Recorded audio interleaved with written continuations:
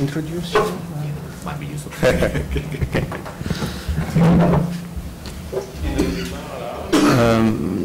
Mesdames, Messieurs, bonjour. Je vous souhaite bienvenue ici. C'est une conférence de presse qui nous est importante parce que c'est en préparation pour l'ouverture du procès dans l'affaire à l'encontre de M. Bosco Ntaganda et parce que également cette conférence de presse servira de lien entre les médias ici présents, mais également avec les médias présents à Kinshasa qui vont nous suivre à travers cette visioconférence avec notre bureau extérieur à Kinshasa. Également, je voudrais vous signaler que cette conférence de presse est transmise en direct sur notre site Internet et nous pourrions recevoir les questions de ceux qui nous suivent sur Internet à travers notre compte Twitter et nous nous efforcerons de informer les intervenants et de leur donner la possibilité de répondre aux questions. Mais je vais demander que les questions soient liées à cette affaire et non pas des questions générales en dehors de l'affaire qui nous concerne aujourd'hui. Et pour les journalistes ici et nos collègues à Kinshasa, il y aura pour chaque intervenant une durée de 10 minutes durant laquelle ils pourront poser leurs questions aux intervenants. Et je leur demanderai simplement d'indiquer leur nom et les médias pour lesquels ils travaillent afin de s'introduire aux intervenants et de donner la possibilité aux intervenants de répondre à leurs questions. Maintenant, le premier intervenant, le greffier de la Cour pénale internationale, M. Herman von Ebel, vous avez la parole. Merci bien. C'est avec grand plaisir de faire une ouverture de cette conférence. Je voudrais bien sûr souhaiter la bienvenue à tous les journalistes et les représentants des organisations non gouvernementales si présents, ainsi qu'à tous ceux qui nous suivent depuis nos bureaux à Kinshasa ou sur le site internet de la CPI et qui pourront poser leurs questions via le compte Twitter de la Cour ou intervenant dans cette conférence de presse tenue à l'occasion de l'ouverture du procès dans l'affaire le procureur contre M. Bosco Ntaganda. Nous sommes heureux de vous accueillir à cette conférence de presse et de permettre aux médias et au public en général d'avoir un aperçu des coulisses du travail judiciaire et des préparatifs pour l'ouverture du procès. M. Ntaganda, ancien chef adjoint de l'état-major général responsable des opérations militaires des forces patriotiques pour la libération du Congo, le FPLC, est en détention depuis le fin de mars 2013 suite à sa rendition volontaire. La Chambre préliminaire a conclu le 9 juin 2014 qu'il y a des motifs substantiels de croire qu'il serait responsable pour 13 chefs de crimes de guerre et 5 chefs de crimes contre l'humanité qui auraient été commis en 2002 et 2003 en Ituri, en République démocratique du Congo. La préparation pour cet important événement judiciaire a été longue et exigeante et couvre des domaines très variés, en dehors même des préparatifs de l'accusation, de la défense et des représentants légaux des victimes. Ainsi, le greffe de la CPI a déployé d'énormes efforts afin de sécuriser les détails techniques pour la salle d'audience, mais aussi la protection des témoins, l'interprétation simultanée de et fait 4 langues différentes, y compris le Kinyarwanda, le Swahili, le français et l'anglais. Le greffe s'assure également que la défense de M. Ntaganda dispose des fonds et des facilités nécessaires pour se préparer conformément au statut de Rome qui garantit les droits de la défense. Le greffe a également facilité la participation de 2149 victimes participant dans cette affaire et continue de soutenir les 2 équipes qui les représentent. En ce moment important pour toutes les victimes, il est important également que la Cour déploie tous les efforts possibles afin que les victimes, certains vivant dans des zones rurales sans électricité et sans Internet, puissent suivre le développement judiciaire. Ainsi, notre greffe a établi des équipes de sensibilisation chargées de permettre aux communautés affectées en Ituri de voir la justice en marche et de comprendre ce processus. Les équipes de sensibilisation ont commencé tôt les activités liées à l'ouverture du procès.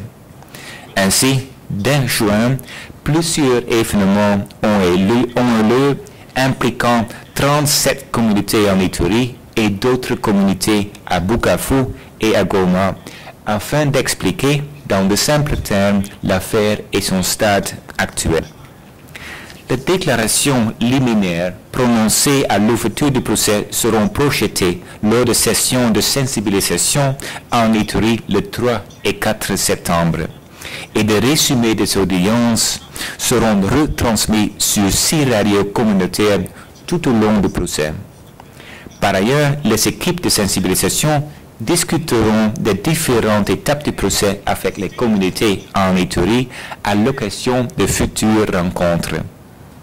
Il est important que les communautés affectées en Ituri et ailleurs puissent voir la justice en marche afin de lui faire confiance, de briser le cycle de violence et de pouvoir progresser ensemble vers une paix durable. Ce même message de justice et de paix est universel et crucial, notamment en ces moments où la barbarie avance dans plusieurs zones du monde et où le déficit des mécanismes de justice se traduit par des souffrances inimaginables. Notre devoir, c'est de contribuer à lutter contre l'impunité et donc contre la barbarie.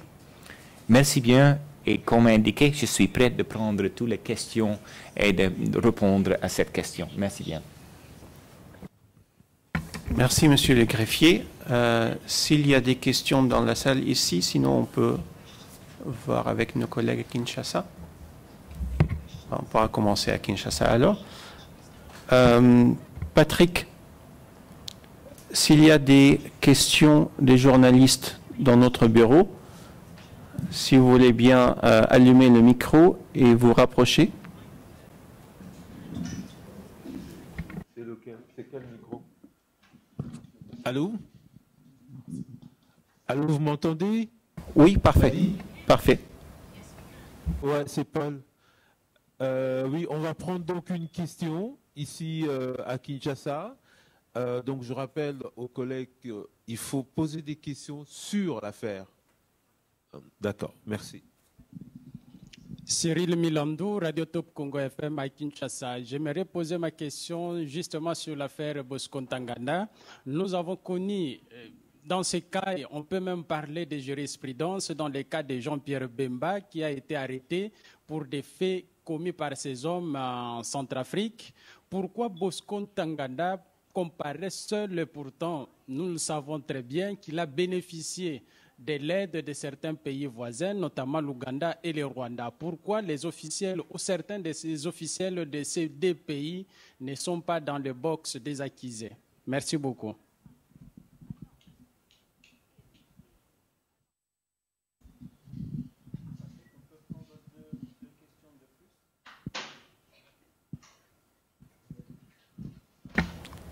Patrick, on peut prendre 2 questions en plus?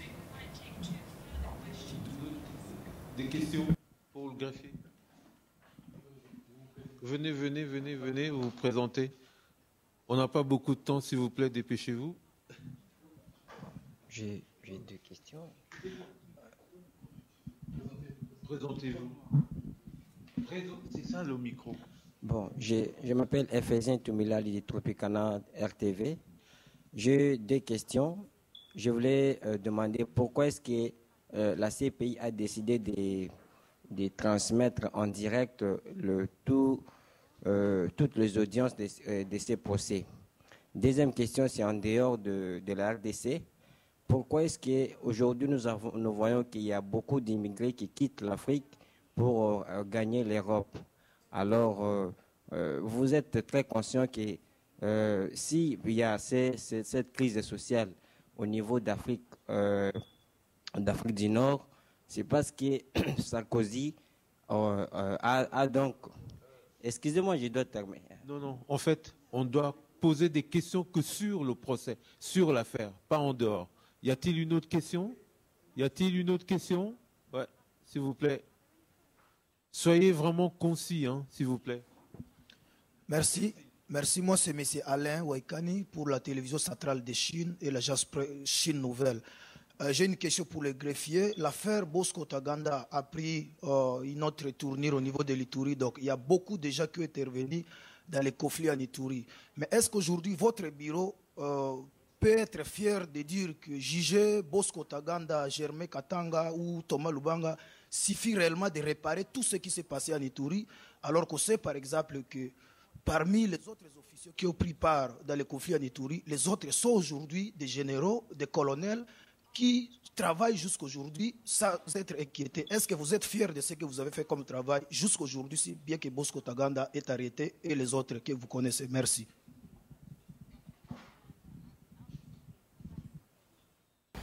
Okay, merci Patrick. On laisse un peu de temps pour le greffier pour pouvoir répondre à ces questions-là. Thank you very much. I prefer to answer in English, of course, knowing that there is translation. I think the first question that came up, I think, is probably a question that should also be repeated to the prosecutor, because it's a question about who is the subject of an arrest warrant, against who do you bring charges, why do you select a particular person and not another person, and that obviously is a choice that the prosecutor is making, in which the registrar does not play a role. I see that the prosecutor has just arrived, so we are ready to pass that on to her. But of course, that is a question of a strategy by the prosecutor that is entirely under the control of the prosecutor. As a registrar, I have the responsibility that whichever case is being prepared by the prosecutor and is brought to the attention of the judges, that the registry is able to provide those services on the basis of which that prosecutor is able to bring a case in an effective way. And at the same time also, the defense is able to mount an effective defense against in relation to the case. It also means that the registrar always has to remain neutral in its work, because it provides services to the prosecutor, to the defense, and of course also to representatives of victims. And last but certainly not least, also to the judges. So I think that question might be better asked and responded by the prosecutor. The first part of the second question, I think, is a very important one, and that's the question about why do we broadcast parts or integral parts of the proceedings to Kinshasa, to the communities in the Democratic Republic of Congo. I think for us that is an incredibly important thing to do, because justice is related to victims, is related to affected communities. The affected communities are not here. Most of the victims are not here. We are far away from the place where the crimes have been committed. We are far away from the people who have suffered from the crimes that have been committed. What we as a court in its totality have to do is to bring justice as close as possible to the victims of the crimes, to the affected communities. I've been visiting the DRC a few times. I've seen for myself what the effects may have been and have been from crimes being committed. I've seen it in other places around the world as well. It is always incredibly important to bring justice to affected communities, to see that here in The Hague, far away, there are judges who are looking into the crimes that are actually committed by people who are standing trial. That they see that the prosecutor is bringing a case, that there is a defense counsel, and that there are legal representatives of victims, that we actually work on justice being delivered in the region, and therefore the people in the DRC, in Ituri, are entitled to hear what we're doing and to follow our proceedings. Then the last question, can the office be proud of what we are doing so far? Not only in this case, also in other cases, reparations, etc. I think that's a difficult question, and I think you can never be 100% proud of what you're doing. You can never be 100% satisfied about what you're doing, because what we do is only in part addressing all the crimes, the suffering that has happened. You cannot, as a court, and that has never been intended for any court to do, to be the sole and exclusive and 100% guarantor that all suffering that has taken place is going to be addressed. We, with the resources that we have, and they may look enormous, but in the totality of what we're doing, these are very limited. We do the maximum in order to bring back what people have been suffering from, that we do assist in terms of forms of reparations. And of course we have in other two cases, we have judges at this moment looking as to how to do it in the best way. There's a long way to go. I think we can be proud of where we are now, but we also recognize that we have to do so much more. But that we also have to realize that we can never completely undo the suffering, and we can only repair only to a certain extent. I think that has to be a realization of our work. So 100% satisfaction is never possible, but we can be proud of what we're doing, and we do the utmost that we are really able to do, together, of course, with the other parties. Thank you. Thank you, Mr. Registrar.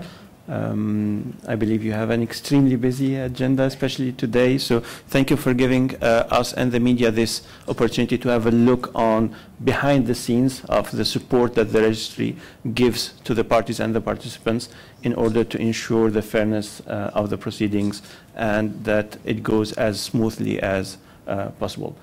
Thank you very much. Thank you.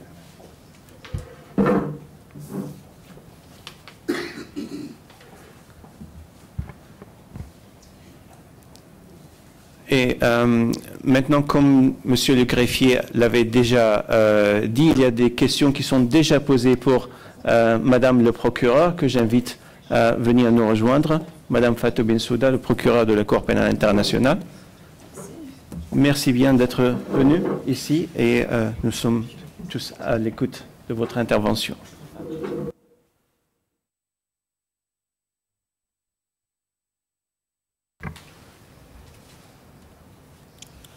Good morning, and thank you all for coming. Your presence here today is a testament to the importance you attach to international criminal justice and to bringing accurate information to the world about the court's proceedings.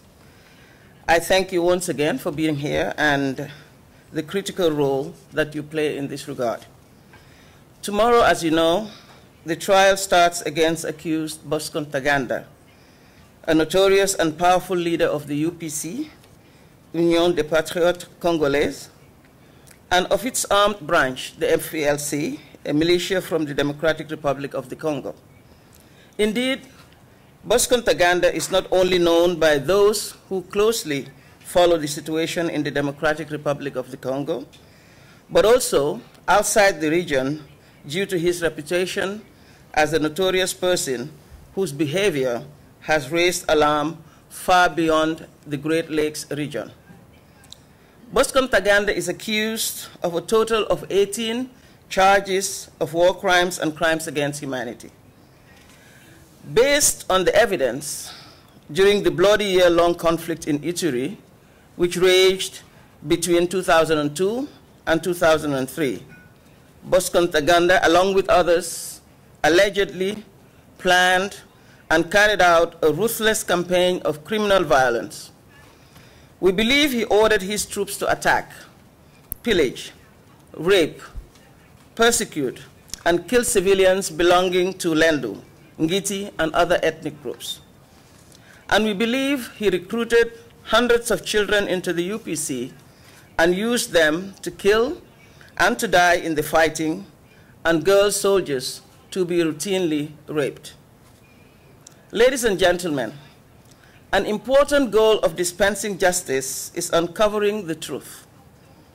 I know that to many, the process of justice can seem slow, but our investigations, all our activities must be impartial and independent and thoroughly and conscientiously done. Everything we do must be strictly in accordance with the law. Bosco Ntaganda, as an accused, has rights under the law, including due process guarantees which must be respected. His guilt or innocence will be decided by the judges of the court at the end of the trial process. As with any trial dealing with such serious matters, his trial will no doubt take time, but the truth will be uncovered and the thousands of victims affected by these crimes will finally see justice. Before we turn to questions from the floor, I would like to directly address the people of the Democratic Republic of the Congo and the wider Great Lakes region of Africa, and more specifically, the people of Ituri. I want to answer some of you who have asked questions about our focus in Ituri, when there are also other victims of terrible crimes committed in other parts of the country and beyond. When my office started investigating in Democratic Republic of Congo in 2004, we prioritized, based on our analysis of information and allegations collected, the area where the gravest crimes have been or were still being committed, which at the time were against local populations in the district, now the province of Ituri. This court has already tried 3 other leaders from several sides of the bloody conflict of 2002-2003, namely Thomas Lubanga Dilo, Germain Katanga, and Matthew Ngujolo Chui. You might not remember now, but these people made the headlines at the time, and their trials were widely reported around the world. Je tiens à préciser que le procès qui est sur le point de s'ouvrir n'est pas le procès de l'une ou l'autre communauté. Il ne s'agit pas d'un procès portant sur une appartenance ethnique ou un groupe ethnique. Il s'agit du procès d'un individu, Bosco Ntaganda, qui a profité de tensions ethniques en Ituri à des fins personnelles pour accéder au pouvoir et à la richesse et qui, pour ce faire, a commis des atrocités. Il est de mon devoir en tant que procureur de la Cour pénale internationale de faire en sorte que les principaux responsables de ces crimes, aussi puissants soient-ils, soient poursuivis, quel que soit leur camp dans le conflit. Our investigations now extend far beyond Ituri. Tomorrow, we try Bosco Ntaganda, but Sylvestre Mudachimura must also be arrested and brought to justice for crimes we allege he has committed in the Kivus. Sooner or later, his victims too will have justice. I want to be clear on this. We will continue to investigate in the Democratic Republic of the Congo, and there will be more cases. When this court has the power and the duty under the law to investigate and prosecute, when no one else is doing justice for the victims, my office will fulfill its duty. We will not abandon the victims of atrocity crimes, not in the Democratic Republic of Congo, not in Africa, and not in any of the 123 countries around the world which are members of the ICC or anywhere else we may have jurisdiction under the Rome Statute. I thank you and I welcome your questions. Thank you, Madam Prosecutor. if there would be questions in French, you can use the headphones for the translation. Sure. The questions come in French.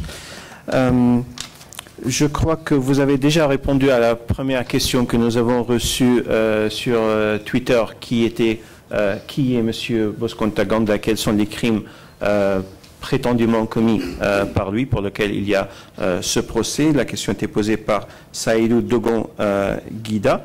Mais il nous reste une petite question posée par nos collègues sur le terrain qui disait que selon le journaliste à Kinshasa, qu'il apparaît que M. Ntaganda avait obtenu une aide significative des pays voisins. Alors, pourquoi il n'y a aucune personne des pays voisins qui peut-être aurait été impliquée dans le conflit? Il n'y a aucune personne qui est poursuivie dans le cadre de votre enquête. Thank you for that question. As you've seen in the statement I just made, we're solely guided by the evidence. At the time that we started our investigations in the Democratic Republic of Congo and in the conflict, and we concentrated in Ituri, as I said, we were able to bring Thomas Lubanga Dilo, but also Bosco Ntaganda and Matthew Ngujolo Chui, as well as Germain Katanga. And we were able to bring those charges based on the evidence that we have collected at the time. We concentrated in Ituri because at the time we judged that that was the place where the gravest crimes were being committed and continued to be committed. So this is what has guided our charges being brought. This is what has guided the investigations, the evidence that we can bring, and those evidence were leading to the persons most responsible for those crimes, and those persons are the persons I just named, including Bosco Ntaganda. Thank you very much, Madam Prosecutor. Yann? Thank you, Fadi. Madam Prosecutor, Yann Inop, Agence France Presse. As we've seen in some of the cases investigated by your office, the cooperation from different countries are very important. And we've seen what happened in the case of Kenya, for instance. How was the cooperation that you got from Kinshasa in this particular case to bring Mr. Ntaganda to justice? That's the first question. And the second is, obviously this is the first case where the sexual violence in the DRC is really being addressed.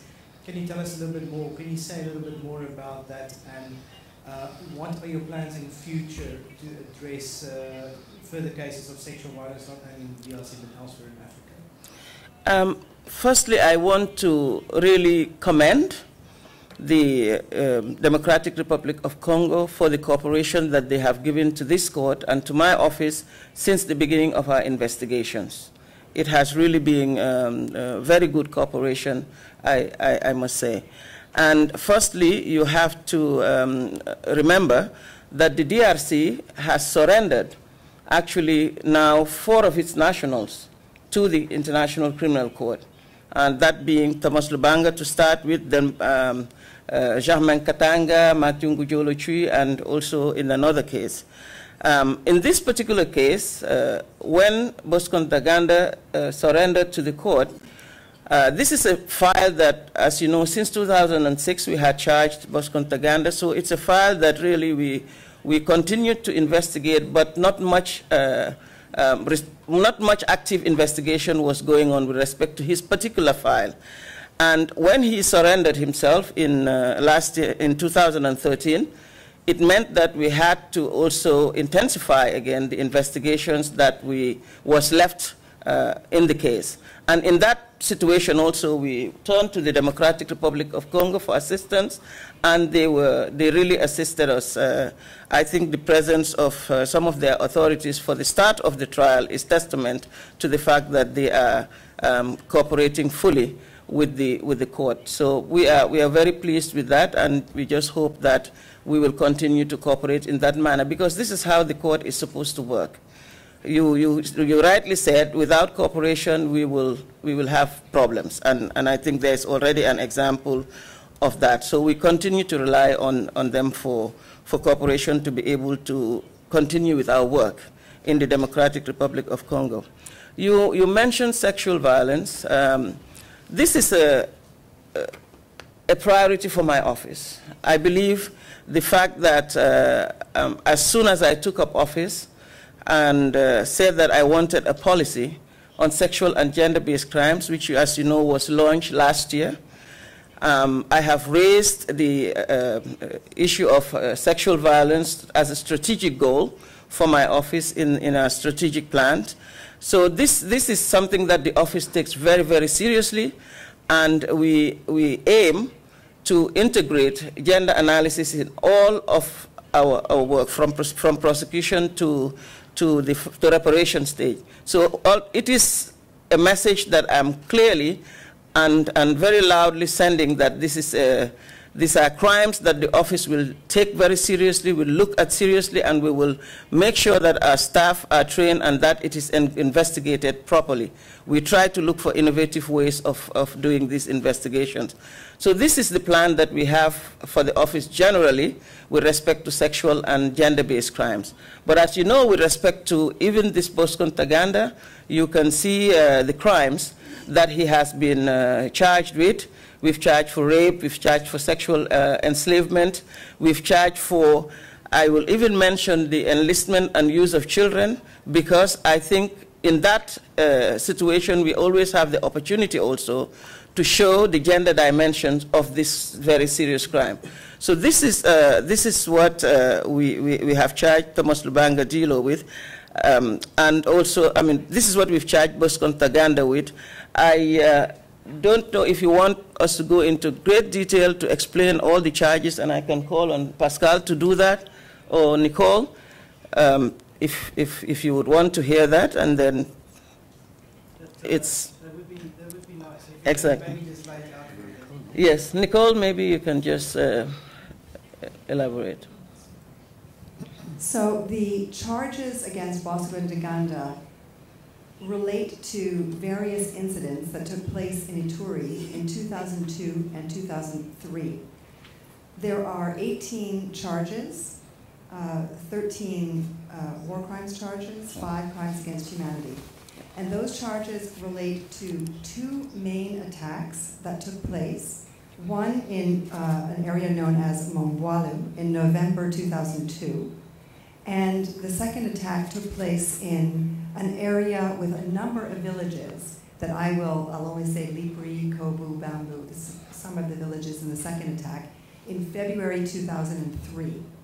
And in addition to that, we've charged him with 5 war crimes related to the recruitment and use of children under the age of 15, including their rape and sexual slavery. So we have rape and sexual slavery against civilians committed during the 2 attacks that I mentioned, and we have rape and sexual slavery committed against children who were under the age of 15. I just want to add perhaps something that is worth noting, that for the first time we have charged a person with committing these crimes in his own group. Those charges have already been confirmed, and I believe that if, when it goes to trial and he gets convicted for these crimes, charging for committing these crimes against his own groups, I think it is an innovation that the Office of the Prosecutor will be bringing to international criminal justice. Thank you, Madam Prosecutor. We know that your time is precious, so what I will do is we will take 2 questions from the field. I have 2 questions on Twitter, and we will end up by 1 question here. Sure. But we'll take them all together, and then you answer them all together. Sure. Okay. Patrick, est-ce qu'on pourra avoir 2 questions pour Madame le procureur à propos de l'affaire qui nous concerne aujourd'hui?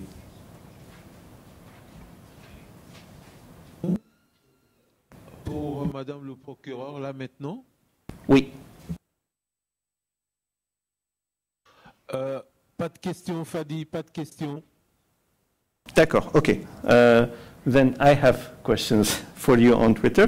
The first question from David is whether you can provide us with some examples of the evidence that will be presented to the judges. And the other question from Maud Brulard from AFP also is, what would be the number of witnesses that you intend to call for this trial? And we can take a question from the floor here.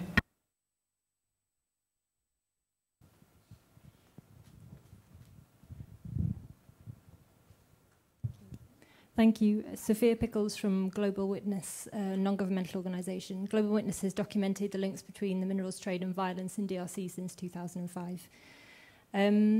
So we've spent many years documenting the crimes that Ntaganda has committed, and also the crimes committed by other senior FARDC commanders that are funded by the minerals trade in Eastern Congo. Illegal use of Eastern DRC's mineral trade has funded fighting, including serious fighting which has resulted in serious abuses committed against the civilian population. And our research shows that this is a widespread problem within the FARDC. Root and branch reform is required.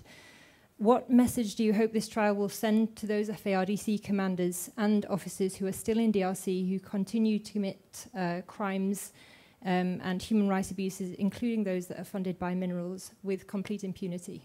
Thank you. Thank you. And our last question for Madam Prosecutor. Hi, Stephanie Vandenberg from International Justice Tribune. I wanted to ask about the victims.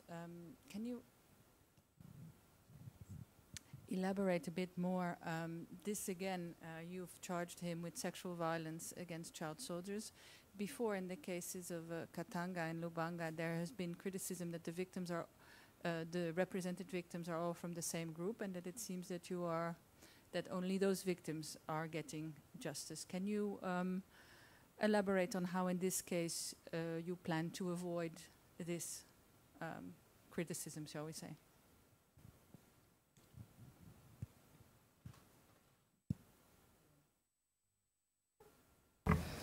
The first question was to provide us with the evidence that will be presented at trial. Of course, this evidence, our first responsibility and the first forum in which we should present this evidence is with the judges, to present it in court. But just to give you an indication, there is a lot of documentary evidence that has been collected, reports that have been made, expert reports that have also been made, several statements that have been taken from witnesses will be presented in the, I can say that the documents are already in the region of 8,000 documents will be presented. The number of witnesses, as I said, will be over 80, about 80. There are 13 expert witnesses and over 70 factual witnesses that will be presented to the judges to give evidence. With respect to the issue of messaging that we want to send to would-be perpetrators, I think it is important to always show that our investigations in the Democratic Republic of Congo situation continues. As I said in my statement, we have not stopped. I do know that there is a lot of expectation, of course, that we are able to do everything. This, unfortunately, will not be possible because of the limited resources that we have. But we are continuing to investigate. We have already, as you know, done 3 cases that have been before the courts. We have requested for arrest warrants to issue against Sylvestre Mudachimura, which is concentrated in the Kivus and not just in the Ituri region. And we continue to call for his arrest and surrender to the court so that we can present the case to the judges and give the victims a chance, an opportunity for their voices to be heard in another region other than only in Ituri. I think the message that is that we are sending is that these crimes are very serious. We have jurisdiction over these crimes. The case have been referred to the ICC. We have been investigating it and taking our work very, very seriously. And we will continue on this path until we are satisfied that justice is done in this situation. So it is not a question of that we have stopped investigations now because this Bosco Ntaganda has surrendered. The message is that we are continuing our investigations, and those who have committed crimes and those who are thinking of committing crimes should be put on notice that we will be continuing our work in the Democratic Republic of Congo. Thank you very much, Madam Prosecutor, for the opportunity of that you gave to the journalists and to us to hear you sending these messages that are, I think, very important, and I hope that they will be very well received through the services of our outreach people and the media by the victims and by the communities in Ituri and beyond that. Thank you very much. The floor will now be for the defense with Maître Stéphane Bourgon, le conseil principal de l'équipe de défense de M. Bosco Ntaganda.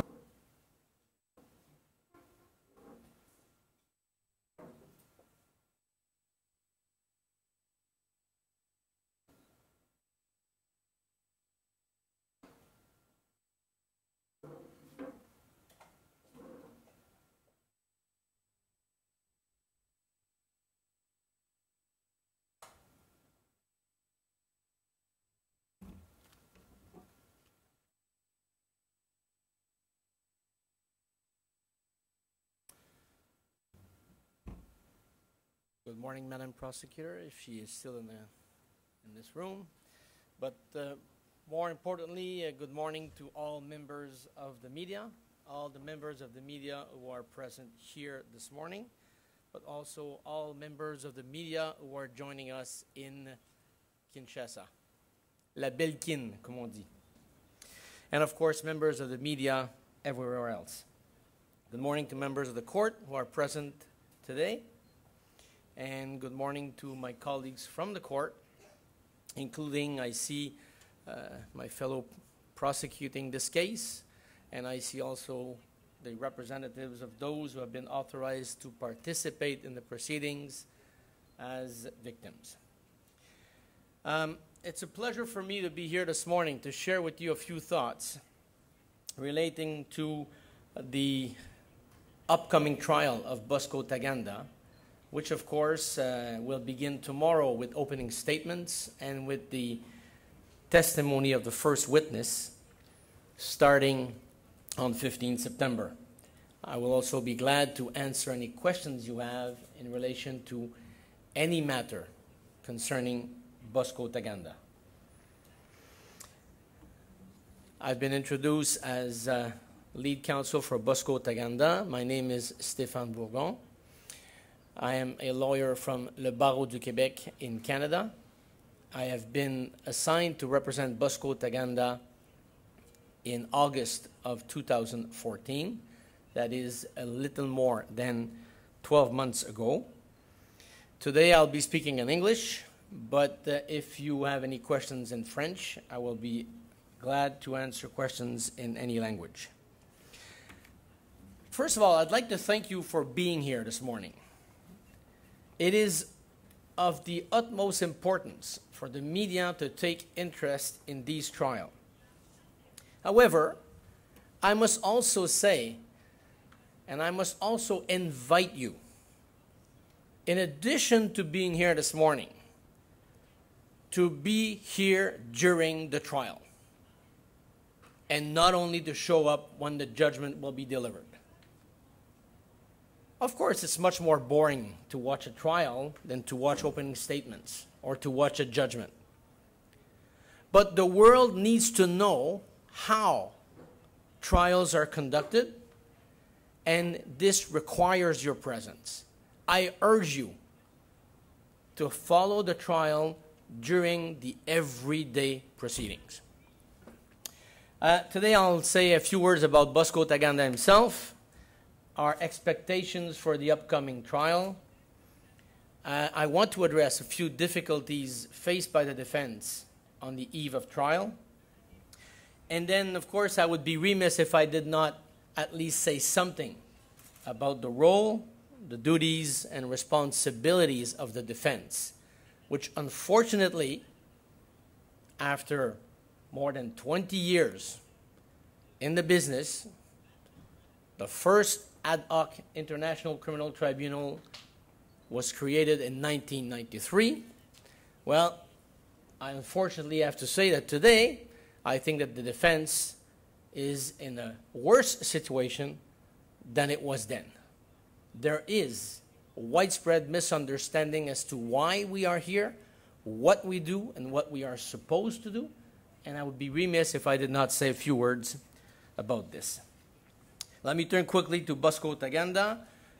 Bosco Taganda, the prosecutor confirmed, or the registrar, confirmed that he's been in the custody of the ICC since March of 2013. His health condition is good. He has lost some weight. If you compare pictures of him that you will see during the trial and the man you will see tomorrow in court, of course, yes, he has lost some weight, but he's in good shape. He's doing fine, and he's looking forward to having a chance to present his case. That being said, Bosco Taganda has not seen his children for more than 2 years, 7 of them, and that's very difficult for him. And he has not seen his wife since November of last year. That is also very difficult for him. Mr. Taganda maintains his innocence in respect of every charge laid against him, and he intends to present a thorough defense. Tomorrow, at the end of opening statements, Mr. Taganda will be addressing the chamber at the end. So you will see for yourself what he has to say personally. Moving on to our expectations for the trial. Well, we expect a long, complex, and difficult trial. Why is this so? Well, first of all, this is the largest and most complex case before the ICC to this day. Of course, you will say it's not very difficult with the number of trials that have taken place. But that's not the issue. The issue is that you need to look at the temporal scope and the material scope of this case, which compares with the largest of cases which have taken place in recent years before other international jurisdiction. Another issue that will make this case difficult, that we expect this case will be difficult, is the prosecution strategy. To us, it will impact on the complexity and on the duration of the trial. We see the prosecution strategy in this case as a marked departure from its previous approach in other cases, in which the number of charges was much lower and the scope was of a lesser extent. When Thomas Lubanga was charged initially before the ICC, a lot of criticism was addressed to the prosecutor for not charging him with more crimes. My own interpretation of the prosecution strategy at that time was to ensure that he would not have trials lasting too long, like before other jurisdiction, and he wanted to focus the trial. For a number of reasons, they changed their approach with the Bosco Taganda case. You now know there are a total of 18 charges. What is important also is that the way in which the case has been presented or will be presented before the court will address a number of different events. My colleague has mentioned earlier on that her case will focus on 2 main attacks. Well, I disagree with this statement. It might focus on 2 main attacks, but it will address some 50 events involving various attacks. Why? Because it is important and it is part of the prosecution strategy to refer to other attacks in order to prove some contextual elements You'll hear more about this tomorrow. But because we have to hear so many evidence about so many events, it will necessarily make the trial longer. You've also heard the prosecutor this morning say that they are still investigating. The fact that they're still investigating other cases, that's certainly the job and the duty of the prosecutor. But the fact that they are still investigating this case, that to me is a problem. And that to me is what makes the defense in an unstable position, having to always find new ways to address new allegations. Some of the difficulties faced by the defense. I'll be short because I don't want to take too much of your time. I could address you for hours, those of you who know me. We have had insufficient time to prepare for this case. And I will say this to the judges tomorrow, but they already know. It's mainly due to the size of the case, but also to some events that have taken place.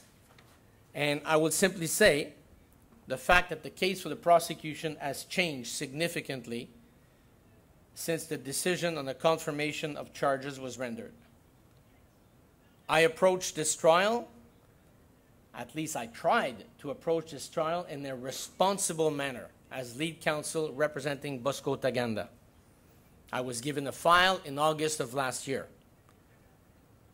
Since January of 2015, a number of witnesses have been added on which the prosecution is relying mostly for its case against Bosco Ntaganda. Documentary evidence on the record has tripled since January. We have entertained the court with our problems, and they are not of the same view as we are regarding the time required to address this evidence. Other issues that I'm not able to address you about this morning have resulted in us having insufficient time to prepare. One of those issues is we have had no investigator working for us since June of this year. I can't tell you why, because the decision is confidential. But that's the fact of the matter is, I just have an investigator now, 2 weeks before trial. I have had none over the summer. Information is not communicated to the defense. The world has to know the number of ex parte submissions given to the judges that are not communicated to the defense. In French, we say justice d'exception. The ICC must not become a justice d'exception. The ICC must do a trial in the normal way it is supposed to do so. Can you believe that the judges are getting continuously filings and submissions that the defense will never see?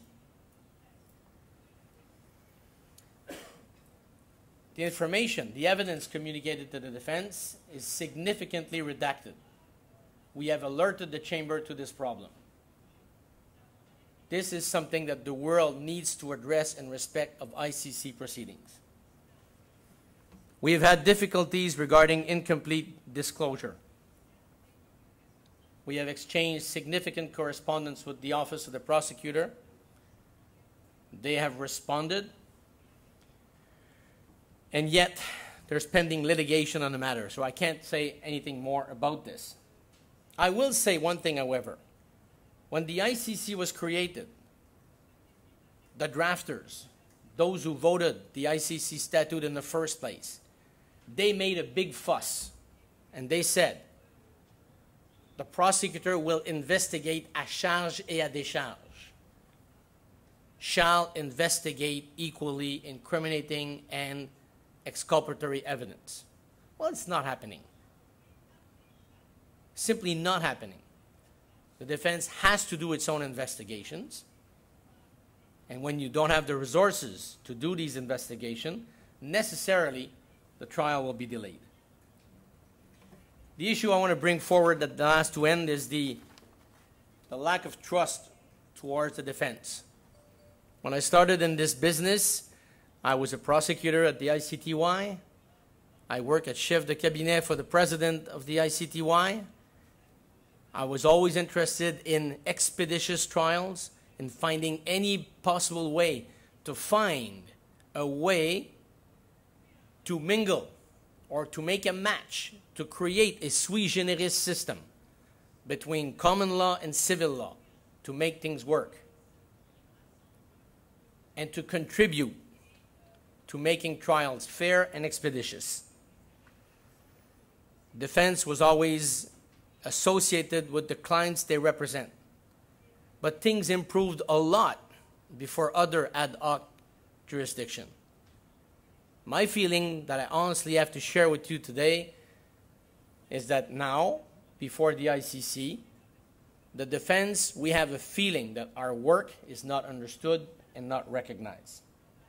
I'll just say a few words about our duties and responsibilities and turn over to the floor for questions.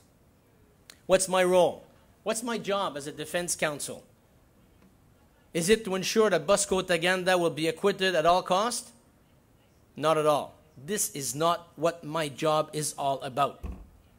My job is to protect the rights of Mr. Ntaganda by taking every possible measures to ensure the trial is fair. I could speak for hours as to what we mean by a fair trial. And if you have questions, by all means, I'll be glad to entertain these questions, either here or later. My job is to represent the accused. His voice has to be heard. His position has to be heard at all phases of the trial. His voice has to be heard today here. It has to be heard before the judges in opening statements. It has to be heard in all the witnesses will be examined. And it has to be heard in presenting his case. Presenting his case to the world, and mostly and more importantly to the judges, so that they are able to render a judgment. He's not able to do so. He has a right to remain silent, yet it is his trial. Somebody must do it on his behalf, and that's the defense. It is my duty to challenge the evidence. Why do we have to challenge the evidence?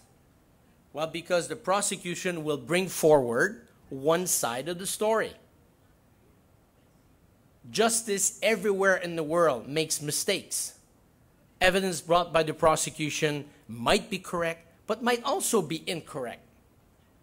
In order for the judges to render an impartial ruling, they must see the other side. And that's the job of my team and I, to challenge this evidence. If a witness comes and he's not being honest, this must be highlighted for the benefit of the court. If we do this correctly, then the judges can rely on safe information, and whatever happens at the end of the trial will be a safe verdict. That's my job. And I will do it courageously. I will do it regardless of the consequences. I will always try to maintain that fine line between speaking on behalf of Bosco Ntaganda or speaking or taking his side. What you will hear from the defense in this case is what Mr. Ntaganda wants to put forward before the court in his own defense. And this is what the judges will have to rule upon. I thank you for your attention, and I will take any questions you may have regarding the trial. Thank you, Maître Bourgon.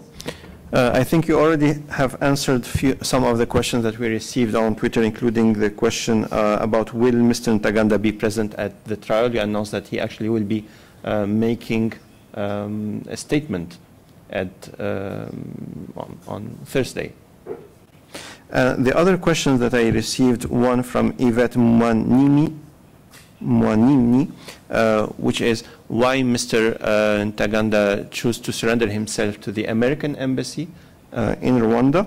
And the other question from Joe Biddle from AFP, which is how is Mr. Ntaganda preparing for the case and how does he spend his days?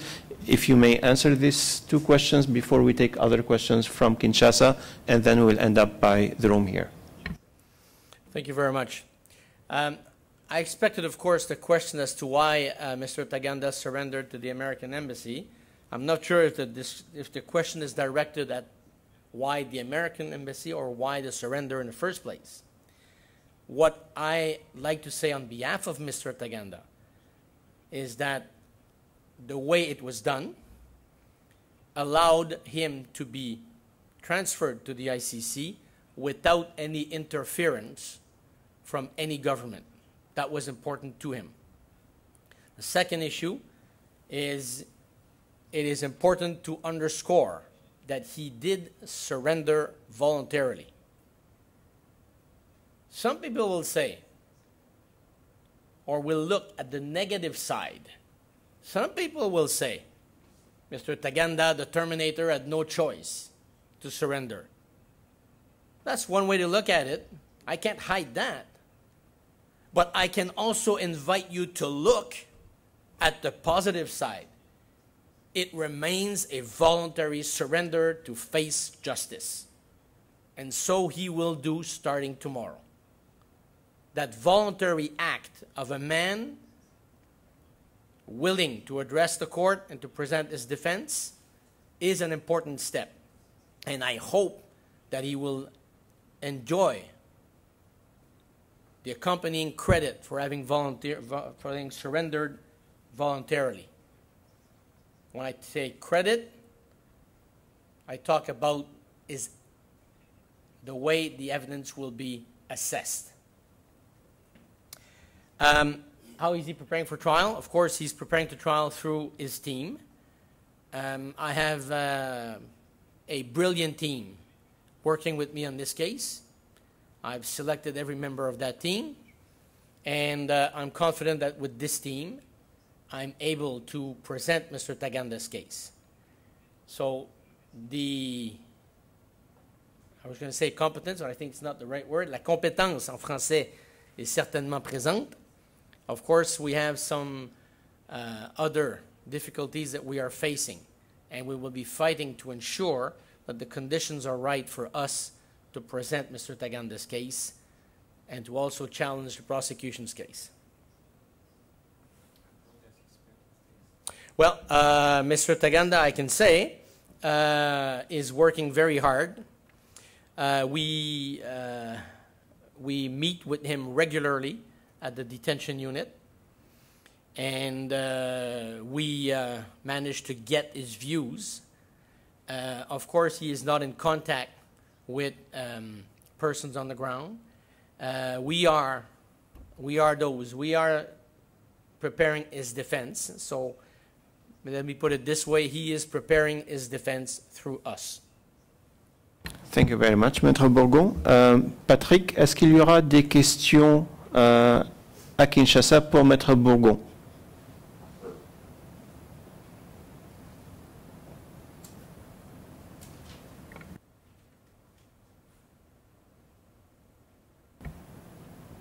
J'aimerais, Cyril Milandou, journaliste à la radio Top Congo FM à Kinshasa. Et je pose ma question à la défense de Bosco Ntaganda. J'aimerais savoir, puisque Mme Fatou Bensouda a dit qu'il faudra poursuivre les principaux responsables des actes qui ont été commis à Ituri. Lorsqu'elle est dit, et vous comptez en profiter pour vous appuyer sur les statuts de Rome qui dit qu'il faut poursuivre les chefs hiérarchiques, puis ces chefs sont connus, ceux qui ont financé l'IPC en Ituri. Et la deuxième petite question, vous vous entretenez avec Bosco Ntaganda en quelle langue? Et selon vous, il est de quelle nationalité? Puisqu'il compte se défendre en Kinyarwanda, une langue qu'on ne parle vraiment pas en République démocratique du Congo. Merci. Patrick, est-ce qu'on aura une autre question? Oui. On peut passer à une autre question. Oui. On prend toutes les questions de Kinshasa. S'il vous plaît. On remet le micro. Oui, s'il vous plaît, une autre question, oui.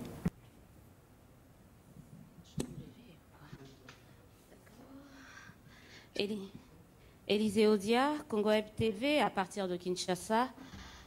Bosco Ntaganda, d'après l'accusation, c'est quasiment 18 chefs d'accusation, 5 crimes de guerre, dont le viol. Pour la question est bien entendu pour Maître Bourgon. Vous savez que vous aurez à dos toutes les ONG de défense de lutte contre les violences sexuelles, mais également pratiquement toute la population congolaise. J'aimerais savoir quelle stratégie vous comptez mettre sur pied pour essayer de vous démarquer par rapport à toutes ces accusations. Une autre question, Fadi? Une dernière, Patrick. Oui, José Junior Roa du groupe de presse Le Potentiel, Radio-Télé, depuis Kinshasa. Ma question s'adresse à Maître Bourgon. Vous avez dit que vous n'avez pas eu le temps nécessaire pour constituer les dossiers. Alliez-vous demander aujourd'hui les reports, par exemple, un peu de temps pour bien préparer?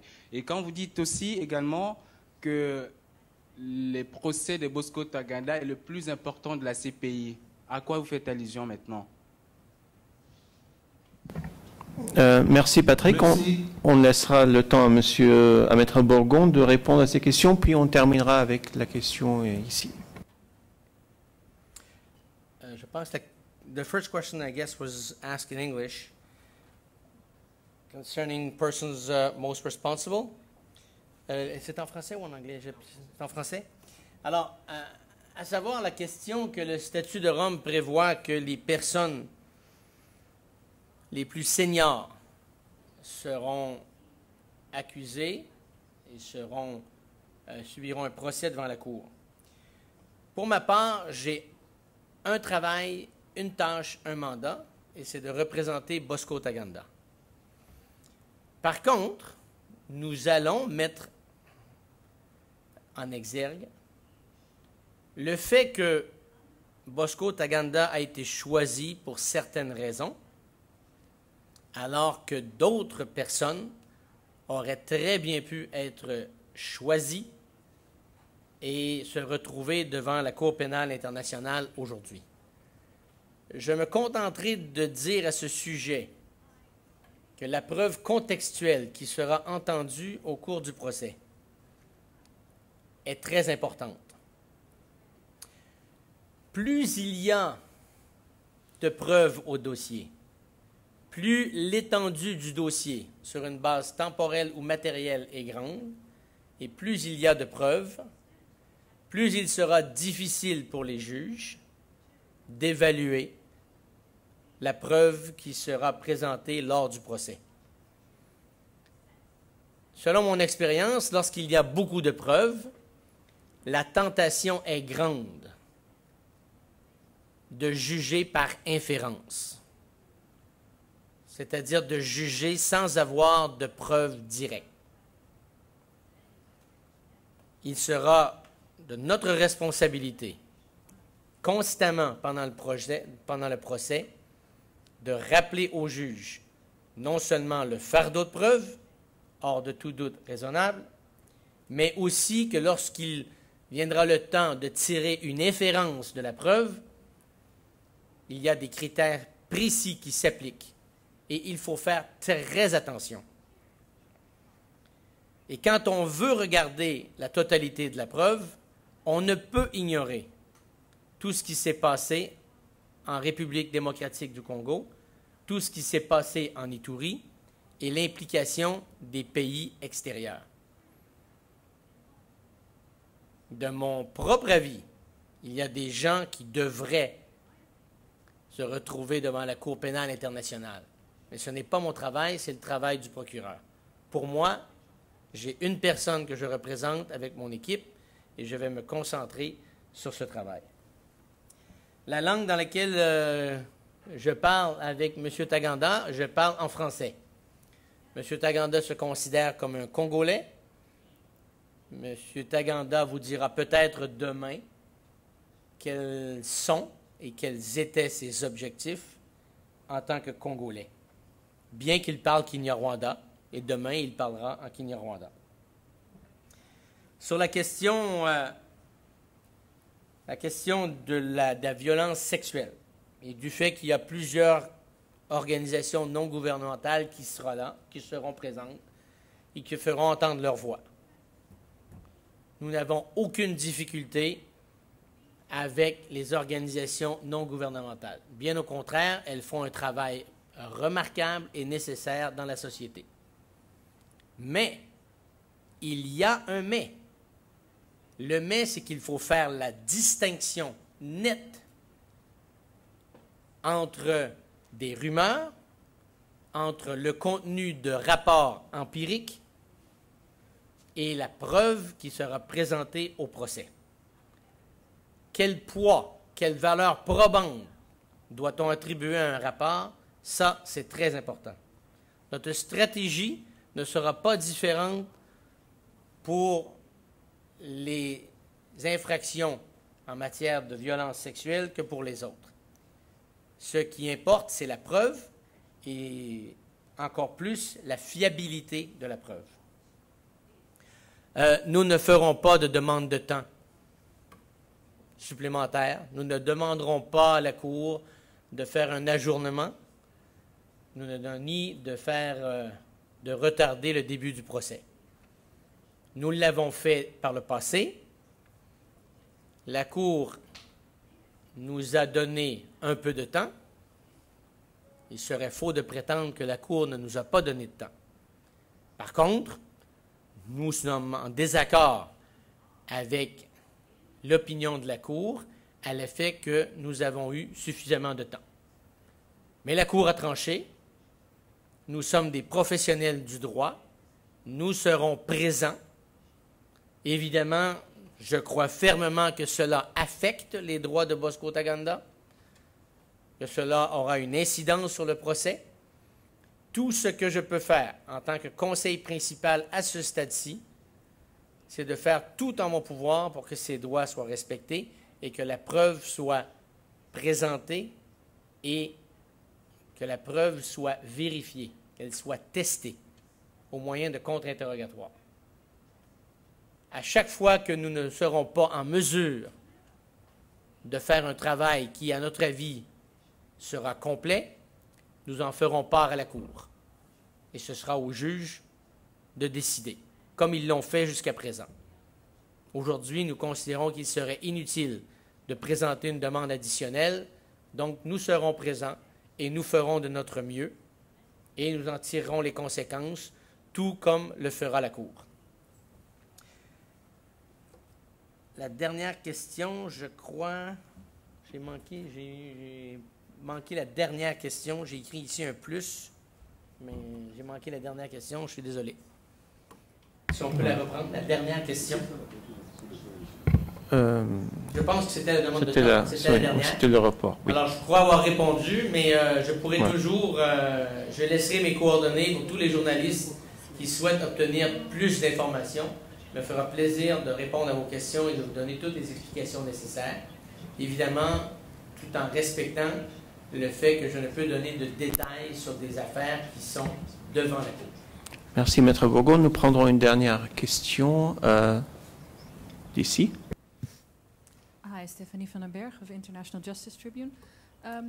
You say that you haven't had enough time to prepare. You say that they are not sharing information with you, not sharing certain documents for you. Is it amounting to the point where you think your client cannot get a fair trial? And when and if you feel that he will not get a fair trial, will you stop appearing in court? Let me try to be as clear as possible in this respect. Why, first of all, the reasons why we say that we did not have sufficient time is twofold, mainly. One, the change in the prosecution strategy since January. The case changed. Two, the fact that we have had no investigators since June. I could elaborate on both of these. Those are the two main issues. We have tried to address those issues in the most responsible manner, in our view. We have addressed this issue with the Chamber. We have made our intentions, our arguments very clear.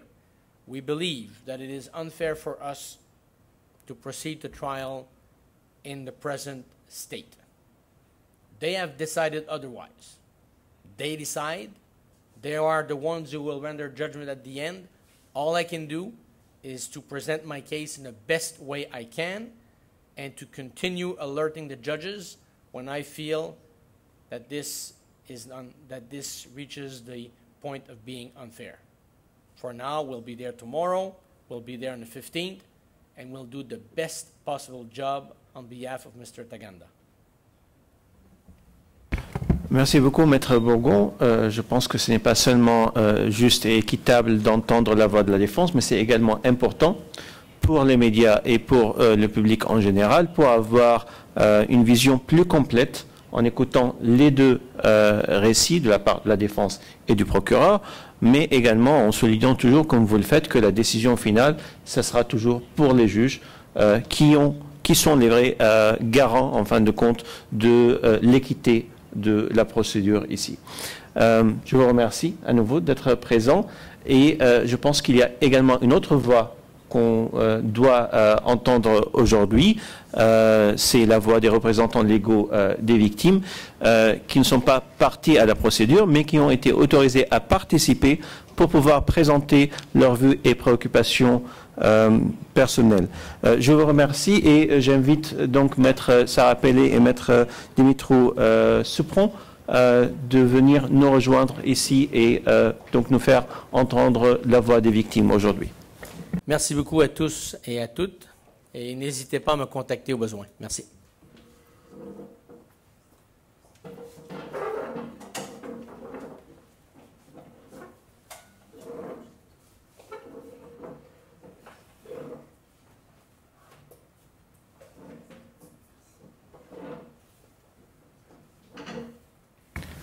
Donc, dans l'affaire présente, il y a deux équipes représentant les victimes parce qu'il y a deux équipes différentes de victimes qui ont été autorisées à participer. Je laisse donc la parole d'abord à Maître Pellet puis à Maître Supron pour nous expliquer la participation des victimes, son importance, sa portée et comment ça se déroule concrètement dans cette affaire. Merci beaucoup. Bonjour à tous. Je suis donc Sarah Pellet, conseil au bureau du Conseil public pour les victimes de la Cour pénale. Et je représente avec Maître Moulenda, qui malheureusement n'a pas pu être présent pour des raisons médicales, les anciens enfants soldats. Donc le groupe, peut-être pendant la procédure, vous l'entendrez, on se réfère à ce groupe comme le groupe 1. Il s'agit des anciens enfants soldats ou de leurs parents, puisque certains parents participent alors que leurs enfants sont morts des suites de leur enrôlement. 139 de mes clients ont participé depuis le stade préliminaire de l'affaire, donc pour la confirmation des charges. L'une d'entre elles est décédée. Deux d'entre elles sont décédées, mais l'une n'a aucune famille pour reprendre l'action.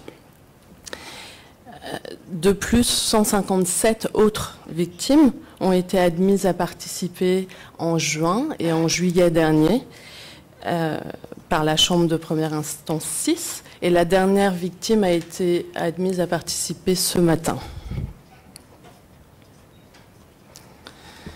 Le procès, qui s'ouvre demain devant la Cour pénale internationale, revêt une importance considérable pour mes clients. Plus de 12 ans après les faits, et ce, même si jamais rien ne pourra leur rendre leur enfance volée. Mes clients avaient entre 7 ans et demi et 15 ans quand ils ont été enrôlés, conscrits et forcés à participer activement aux hostilités dans les rangs de l'UPC-FPLC. Ils ont tous besoin, après 12 années, de refermer ce chapitre de leur vie pour tenter de sortir de la précarité et de la vulnérabilité dans lesquelles ils sont aujourd'hui plongés. Ce procès est également important à leurs yeux, car leur reconstruction passe par la reconnaissance des crimes qu'ils ont subis. Pour qu'enfin, et aux yeux de tous, de la communauté internationale, mais également de leur famille, qui les a souvent rejetés, on cesse de les assimiler à des criminels, mais on reconnaisse leur statut de victime. Un mot maintenant sur les jeunes, parfois très jeunes filles, enrôlées dans la milice et qui étaient quasi systématiquement réduites en esclavage sexuel. Pour elles, les procédures devant la Cour pénale internationale n'ont pas jusqu'ici répondu à leurs attentes. Ce procès, plus de 12 ans après les faits, est essentiel à leur reconstruction et à celle de leurs enfants nés des viols qu'elles ont subis et qu'elles n'ont jamais abandonnés, mais qui constituent le rappel quotidien des viols qu'elles ont subis dans les rangs de la milice de l'UPC-FPLC. D'autre part, nos clients, pour certains d'entre eux, participaient à l'affaire à l'encontre de Thomas Lubanga Diallo, dont on a fait référence plusieurs fois ce matin, le supérieur hiérarchique de M. Bosco Ntaganda. Ces clients ont malheureusement un sentiment très amer face à la lenteur des procédures devant la Cour pénale internationale. Et pourtant, ils continuent tous de croire à la nécessité de punir les criminels et de mettre fin à leur impunité. Les victimes que je représente entendent participer aux procédures, comme c'est leur droit devant la Cour pénale internationale, dans le plein respect des droits de l'accusé, accusé qu'elles désignent comme l'un des responsables des crimes qu'elles ont subis. Elles estiment donc qu'il doit être condamné à l'issue de son procès et elles le feront entendre à travers leurs vues et préoccupations au cours du procès. Je vous remercie et je suis bien évidemment à votre disposition pour répondre à vos questions. Merci Maître Pelé. Maître Soupron qui pourra nous indiquer les vues de l'autre groupe de victimes. Merci Fadi. Mesdames et messieurs, bonjour. Mesdames et messieurs, bonjour. Je m'appelle Dimitri Soupron, je suis conseil au bureau du Conseil public pour les victimes et je représente depuis ce matin 1863 victimes des attaques contre la population civile qui ont été admises à participer au procès dans la présente affaire. Mon équipe est également composée d'un conseil basé sur le terrain et j'ai le plaisir de vous présenter aussi Maître Chérine Luzaizou, qui est avocate congolaise, qui est basée en RDC et maintient un contact permanent avec les victimes sur le terrain, en particulier en les tenant régulièrement informés sur le développement de la procédure et en recueillant leurs vues et préoccupations afin de les transmettre ensuite aux juges de la Cour. Le procès qui va s'ouvrir demain marque une page importante de la lutte contre l'impunité au regard des événements survenus sur le territoire de l'Ituri en 2002 et 2003. Ce procès est extrêmement important puisqu'à ce jour, aucun responsable des atrocités commises en Ituri à l'échelle étendue, systématique et généralisée à l'encontre de la population civile n'a jamais été établi, condamné ni puni. Dans aucune autre affaire devant la Cour pénale internationale, les victimes n'ont attendu si longtemps que les mécanismes de la justice ne commencent à se mettre en marche, puisque dans la présente affaire, les victimes ont attendu la justice depuis plus que 12 ans.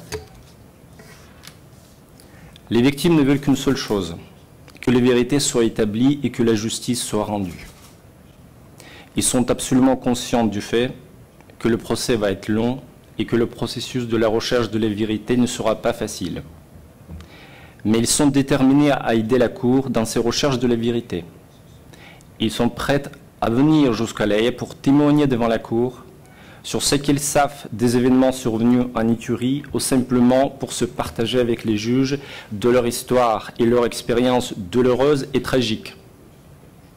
Elles sont déterminées à contribuer à la recherche de la vérité, bien qu'ils soient conscientes de pouvoir subir des représailles du fait de leurs témoignages, de la part de ceux qui soutiennent encore toujours l'accusé et qui sont encore nombreux en Ituri.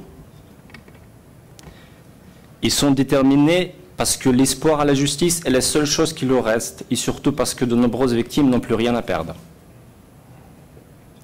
Le procès qui va commencer demain est aussi une occasion d'attirer l'attention sur la situation actuelle des victimes des événements de 2002-2003, ainsi que sur la nécessité, qui est devenue critique depuis des années, de déployer des efforts pour venir en aide aux victimes. En effet, la situation humanitaire dans la région est très préoccupante. Les victimes vivent dans des conditions extrêmement difficiles, voire dans la misère. Certaines ont perdu le sens même de vie. La pauvreté ne fait que s'accroître dans plusieurs familles des victimes. De nombreuses victimes sont toujours traumatisées et bouleversées. Les charges familiales des victimes survivantes font qu'elles demeurent dans un état permanent de stress, voire de détresse. Depuis les événements en cause et malgré les déclarations et les intentions des différentes institutions et organismes de venir en aide aux victimes, les victimes déclarent de n'avoir jamais bénéficié d'aucune aide ni assistance, individuelle ou collective, alors que la majorité des victimes de la guerre continuent à vivre dans les localités qui ont été principalement touchées. Donc les communautés qui ont souffert de la guerre et qui ont besoin d'aide depuis de longues années sont facilement identifiables afin que des mesures collectives visant les communautés puissent être mises en place. Et si certains efforts avaient été, semble-t-il, employés pour venir en aide aux victimes, ces efforts n'ont manifestement pas été suffisants pour pouvoir rebâtir des villages entièrement détruits et incendiés. Les yeux des victimes sont donc tournés vers la Cour pénale internationale. Avec le début du procès dans cette affaire, les victimes attendent tout d'abord et avant tout que la vérité soit établie, que la justice soit rendue, puisque la justice pourra apaiser leur douleur et leur souffrance, ainsi que de rendre hommage à celles qui n'ont pas survécu. Mais les victimes qui se sont senties abandonnées depuis plus que 12 ans espèrent aussi que le procès pourrait attirer l'attention sur leur situation extrêmement difficile, de la part de la communauté internationale, du Fonds profit des victimes, des organismes humanitaires et des autorités congolaises, et que des mesures réelles et effectives soient mises en place pour apporter aux victimes toutes sortes d'assistance possibles, individuelles ou collectives, matérielles, psychologiques ou médicales, afin de leur permettre de simplement survivre et de reconstituer, dans la mesure du possible, leur vie brisée. Je vous remercie de votre attention. Merci, Maître Souperan et Maître Pellet, pour cette intervention. Je ne sais pas si on a des questions déjà ici. Non. D'accord. Donc, peut-être, Patrick, est-ce qu'il y aura des questions à Kinshasa pour les représentants légaux des victimes? Une question pour Kinshasa. Ok, merci. Moi, c'est M. Alain pour la télévision centrale de Chine, CCTV. J'ai une question pour la dame qui représente les témoins, les affaires soldats. Vous avez dit, d'abord je veux savoir combien des affaires soldats prendront part au procès contre Bosco Ntaganda. Et quand vous dites que les autres affaires soldats ont déjà été dans l'affaire Thomas Lubanga, je voudrais aussi savoir combien de ces affaires qui ont participé déjà dans l'affaire Thomas Lubanga feront partie dans le procès contre Bosco Ntaganda. Mais comment vous comptez également faire face, alors que vous savez très bien, déjà dans l'affaire Thomas Lubanga, le bureau du procureur a eu du mal à prouver un certain nombre des affaires soldats, si réellement ils étaient affaires soldats sur terrain.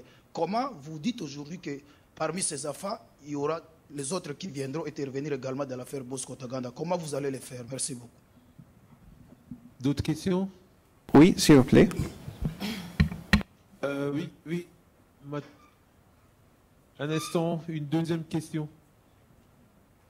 Merci. Lydie Matadi de Radio ATGA. Je voulais juste demander aux représentants des victimes quels sont les critères qu'ils ont utilisés pour retenir ces personnes.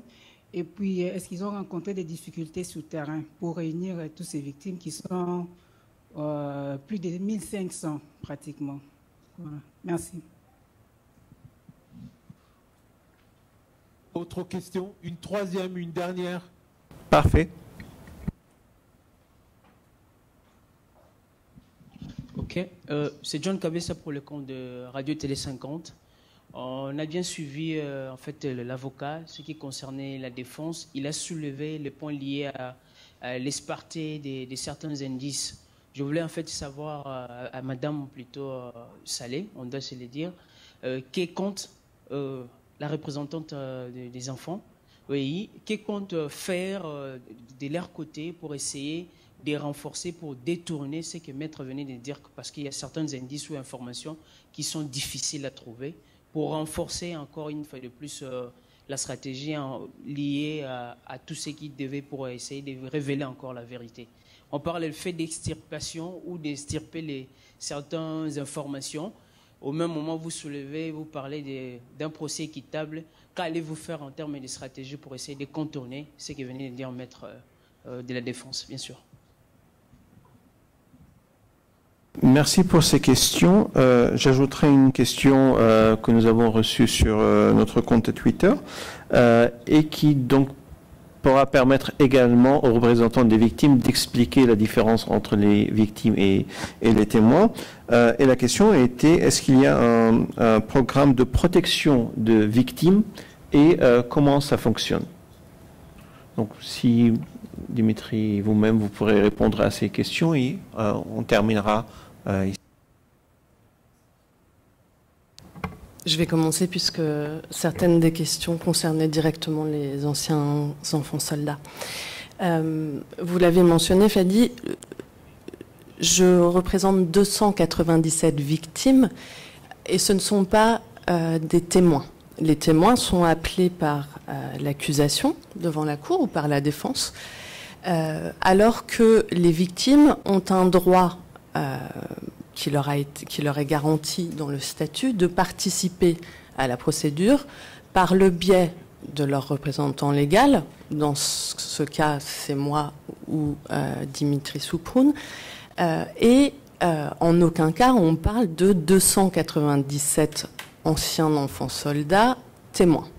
En l'occurrence, seulement 3 de ces anciens enfants soldats sont témoins de l'accusation. Donc c'est le premier point et ça répond à une autre question concernant et je vais répondre du coup à une autre question concernant le programme de protection. Le programme de protection de la Cour existe afin effectivement de protéger les témoins et les victimes des possibles menaces à leur vie ou à leur protection. Afin d'être admise dans le programme de protection, il y a un processus très vérifié par le greffe de la Cour dont il dépend. Et une fois dans ce programme de protection, elles ne sont admises dans ce programme de protection que si le greffier est d'avis qu'effectivement les menaces dont on fait état sont de telles menaces qu'il faut les mettre au secret. Voilà. Ce qui se passe dans l'affaire Bosco Ntaganda est différent de ce qui s'est passé dans l'affaire Lubanga, puisque tous les témoins dans l'affaire Lubanga avaient été admis dans le programme de protection. C'est pas le cas aujourd'hui. Ça rend notre tâche compliquée, puisque nos clients qui témoignent également ont des craintes pour leur sécurité auxquelles il faut qu'on réponde très souvent, quotidiennement. Puisque j'ai la parole, peut-être que je vais continuer à répondre aux questions et après Dimitri pourra compléter. on m'a posé une question sur le fait que certains de mes clients qui participent aujourd'hui à la procédure contre Bosco Ntaganda participaient également dans l'affaire Lubanga. J'ai déjà répondu en partie, puisque à nouveau je redis que les victimes ne sont pas nécessairement les témoins, et que c'est un groupe beaucoup plus large, et que dans l'affaire Lubanga, uniquement un très petit nombre des victimes qui participaient au procès ont également témoigné pour l'accusation, en dessous de 10, si ma mémoire est bonne. Un certain nombre de mes clients, lors de nos rencontres très fréquentes sur le terrain, m'ont fait part du fait qu'ils avaient participé à la procédure dans l'affaire Lubanga, mais je n'étais pas moi-même leur représentant légal, et je n'ai donc pas d'image très précise du nombre. Mais un nombre important d'entre elles ont fait état de cette participation, ce qui nourrit pour ce groupe à l'intérieur du groupe des anciens enfants soldats, ce sentiment face à la lenteur de la justice internationale, ou d'autres sentiments face, par exemple, principalement à ce qui s'est passé en ce qui concerne les viols et les violences sexuelles dans l'affaire Lubanga. Et le procès d'aujourd'hui revêt pour elle une importance considérable face à l'absence de telles charges dans le procès de Lubanga. Enfin, afin de répondre à la dernière question concernant la façon dont on s'assure de la participation des victimes, il faut que les choses soient remises en perspective. Je n'ai été nommée que pour représenter les victimes qui ont été admises à participer à la procédure. Ça veut dire que j'hérite de leur dossier uniquement parce que les juges ont estimé qu'ils pouvaient participer à la procédure.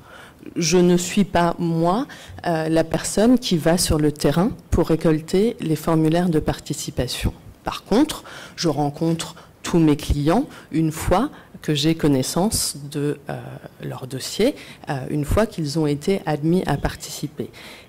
Un bureau à la Cour pénale s'occupe de gérer toutes les fonctions liées au formulaire de participation des victimes. Il s'agit de la section de la participation des victimes et des réparations, et c'est un bureau qui est placé au sein du greffe, et ce n'est absolument pas le bureau du Conseil public pour les victimes. J'espère avoir répondu à vos questions. Donc juste pour compléter ce que ma collègue vient de dire, parce que la question était aussi comment les victimes sont sélectionnées. Je ne peux que confirmer d'abord qu'en effet, les représentants légaux, nous en tant que le représentant légaux des victimes, on ne sélectionne pas nous-mêmes les victimes.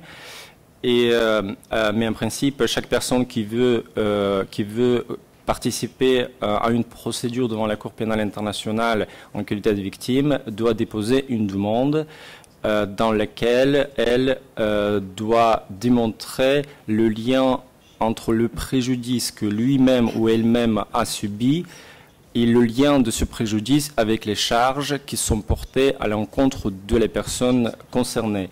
Dans le cas d'espèce, il s'agit de l'affaire contre Bosco Ntaganda. Cela signifie que chaque victime qui participe dans la présente affaire il doit démontrer que le préjudice qu'il a subi, il est en lien avec les charges portées contre M. Bosco Ntaganda.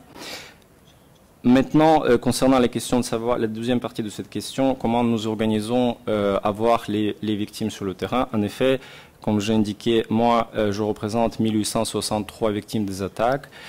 Et c'est un nombre assez important des victimes, mais il est extrêmement important pour nous de maintenir un contact régulier avec les victimes, et pas seulement par téléphone, mais personnellement. Et c'est pour cette raison que nous avons mis en place un système de représentation lorsqu'un conseil est basé à La Haye. Et un deuxième conseil est basé sur le terrain, qui est dans le cas d'espèce des victimes des attaques, Mecherin Luzaizou, qui est basée en RDC, et elle maintient un contact régulier avec les victimes, en allant les voir régulièrement, en avoir des réunions aussi bien en groupe qu'individuelles, et en même temps, toutes les victimes, ils ont un numéro de téléphone local qui est dédié justement à nous communiquer. Ils peuvent nous appeler à tout moment et nous les contactons aussi très régulièrement pour les informer sur la procédure et aussi pour leur parler sur toutes les questions concernant cette affaire et concernant leur participation en qualité de victime. Et aussi, Maître Chérine veut ajouter quelque chose. Toujours par rapport à cela, il est aussi un fait que c'est vrai que la région de l'Ituri, c'est une grande région. C'est pas pour rien que d'ailleurs, actuellement, c'est devenu une province. Il y a aussi le fait que, alors par rapport au fait que c'est une grande région, les victimes aussi de temps en temps se déplacent souvent. Ce qui fait que depuis la phase préliminaire jusqu'à ces jours, nous avons quand même pu rencontrer beaucoup de victimes. En tout cas, au moins 70% des victimes ont été rencontrées, parce qu'entre-temps, il y en a qui sont décédés. Il y en a d'autres aussi qui ne sont plus dans les villages là où elles avaient rempli leur demande de participation, parce que ce sont des personnes qui doivent gagner leur vie, et par rapport à la RDC, effectivement, les téléphones, ce n'est pas partout, mais on essaye de mettre de trouver des solutions pour qu'effectivement toutes les victimes puissent être au courant que maintenant la procédure va commencer et qu'il y a des avocats. C'est pourquoi quand nous sommes en Ituri, on ne s'arrête pas qu'à Bunia, mais nous allons vraiment sur le terrain, c'est-à-dire nous allons dans des villages tels que Lipri, tels que Niagara, tels que Mongwalu, parce que en ce moment-là, les victimes sont plus proches de ces villages et peuvent facilement venir nous rencontrer, contrairement quand nous nous arrêtons qu'à Bunia. Donc nous faisons vraiment de notre mieux pour être un contact permanent avec les victimes. Merci. Pardon, j'avais oublié de répondre à une question qui concernait le problème des procédures ex parte, auquel l'avocat de la défense faisait référence quand il parlait de justice d'exception. C'est évidemment un problème pour les victimes, puisque pour nous aussi également, un grand nombre de procédures liées à l'affaire contre Bosco Ntaganda sont ex parte, par choix de l'accusation ou par choix de la défense. Quand nous avons l'information, nous pouvons demander à la Chambre d'évaluer la nécessité de la classification confidentielle ex parte, en démontrant que les intérêts de nos clients sont concernés par la question dont il est fait état. Malheureusement, un grand nombre de ces procédures ex parte ne nous sont pas connues du fait même de leur classification. À chaque fois que nous en avons éprouvé le besoin ou que nous en éprouverons le besoin pendant le procès, nous ferons valoir les intérêts de nos clients. Bien évidemment, nous rejoignons les développements du Conseil principal de la défense sur le fait que la justice ne doit pas être une justice d'exception et que les victimes doivent être à même de participer à la procédure comme c'est leur droit en vertu du statut de Rome. Merci, Maître Pellet. Avant de terminer cette conférence de presse, j'ai reçu une dernière question, peut-être pour Maître Soupro. Est-ce que les victimes vont faire le voyage vers La Haye pour assister à ce procès? Et est-ce que les victimes peuvent être questionnées par la défense? Oui, merci pour cette question. En effet, nous avons parmi les victimes un certain nombre de ceux qui vont aussi témoigner pour le bureau du procureur. C'est-à-dire que c'est le terme qui est utilisé, c'est les victimes à double statut de victime et de témoin. Donc, c'est-à-dire que parmi les victimes que je représente, il y aura un certain nombre de ceux qui viendront pour témoigner. Donc, et la deuxième partie de la question, c'était... Ah, voilà. Voilà. Et effectivement, puisque les victimes qui viendra ici va apparaître devant la Chambre, il va bien entendu être questionné pas seulement pour le bureau du procureur, mais aussi par l'avocat de Bosco Ntaganda, et aussi par les représentants légaux des victimes, et aussi par les juges si nécessaire. Donc, la réponse à cette question est oui, bien sûr, les victimes qui vont apparaître comme témoins vont être interrogées aussi par l'avocat de Bosco Ntaganda. Juste, si vous me permettez, une dernière précision. Les victimes ne viennent pas toutes à La Haye, mais certaines d'entre elles, outre le fait, comme le mentionnait Dimitri, outre le fait que certaines d'entre elles sont également des témoins de l'accusation, une possibilité leur est offerte de venir en personne, en dehors du fait d'être témoin, soit de l'accusation, soit de la défense. Cette possibilité est ouverte après que les représentants légaux en aient fait la demande, et c'est les juges de la Cour qui décideront si elles peuvent venir en personne. Mais ça ne concerne bien évidemment pas les plus de 2000 victimes qui ont été admises à participer à la procédure. Et si nous devions demander à la Chambre la possibilité pour certaines d'entre elles, ça serait bien sûr pour un nombre extrêmement limité. Donc si je comprends bien, il y a différentes catégories de victimes. Il y a des victimes qui sont en même temps des témoins, et les victimes qui sont en même temps des témoins peuvent donc être questionnées par les parties et les participants, y compris la défense. Il y a d'autres victimes qui sont simplement représentées par vous, et parmi ceux-là, il y aura peut-être une possibilité, si les juges l'autorisent, pour un nombre très restreint de venir simplement présenter leur histoire personnelle aux juges en dehors, qui ne sont pas des témoins. Exactement. Et pour celles-là, bien sûr, pour garantir le procès équitable, elles pourront être interrogées par la défense et par l'accusation. Parfait. Merci beaucoup, Maître Pellé, Maître Soupron et Maître Chirine, pour votre présence. Je remercie également toutes les personnes qui sont présentes ici et dans notre bureau extérieur à Kinshasa, et tous ceux qui nous ont suivis sur notre site Internet. Je vous rappelle donc que l'ouverture de procès officiellement, ce sera demain, avec les déclarations liminaires qui se dérouleront sur 2 jours, demain et le jeudi, et qui peuvent être également suivis sur notre site Internet. Par la suite, la présentation des éléments de preuve par le procureur débutera le 15 septembre, et il faudra rappeler que les audiences sont en principe publiques, sauf si les juges en décident autrement, et donc peuvent être suivies soit en personne, s'il y a des personnes qui veulent venir dans la galerie publique de la Cour à La Haye, soit à travers notre site Internet. Et j'invite tous les journalistes qui nous ont suivis aujourd'hui à nous contacter directement au service de l'information de la Cour pénale internationale pour toute information complémentaire, et également pour toute demande d'entretien avec la défense, le procureur ou l'accusation en général, ou les représentants légaux des victimes. Je vous remercie beaucoup, et donc à demain pour l'ouverture du procès.